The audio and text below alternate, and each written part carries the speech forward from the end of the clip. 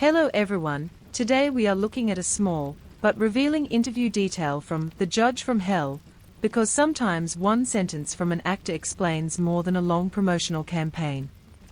While discussing the drama, Park Shin-hye said that for her, crying was not the difficult part was stopping herself from crying. That detail matters because it cuts directly into the central transformation of her performance as Kdrama, a demon-linked judge, who could not be played with the open emotional vulnerability that audiences had long associated with Park Shin-hye.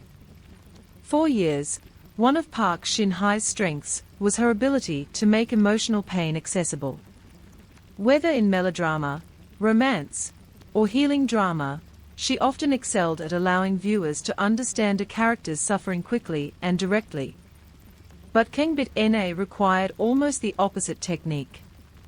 The character needed to be sharp, amused, judgmental, cruel, stylish, and frequently unreadable. If Park Shin-hye allowed too much softness into the performance too early, the demonic premise would collapse.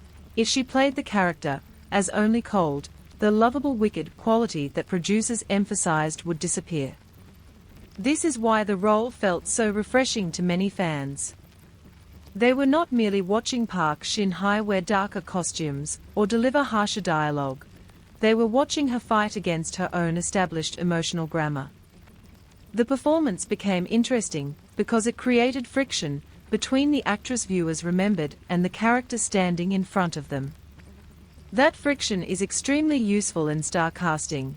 The audience brings expectations into the room, and the actor wins by violating them in a controlled way. Kdrama worked because Park Shin-hye did not erase her warmth completely. She buried it under arrogance, humor, and violent certainty, allowing small flashes of feeling to become more meaningful when they appeared. The production framing also supports this reading. Media coverage repeatedly emphasized that this was a departure from her typical sweet image, and one of her first strongly villainous, or anti-heroic turns, meaning the drama was selling transformation as part of the viewing experience.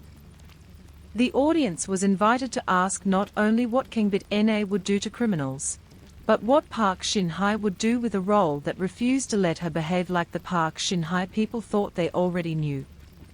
That is why The Judge from Hell should not be dismissed as just a flashy fantasy series.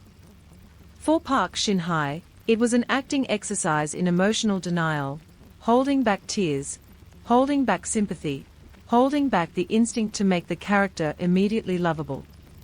And maybe that is exactly why fans responded so strongly. They did not just see a demon judge.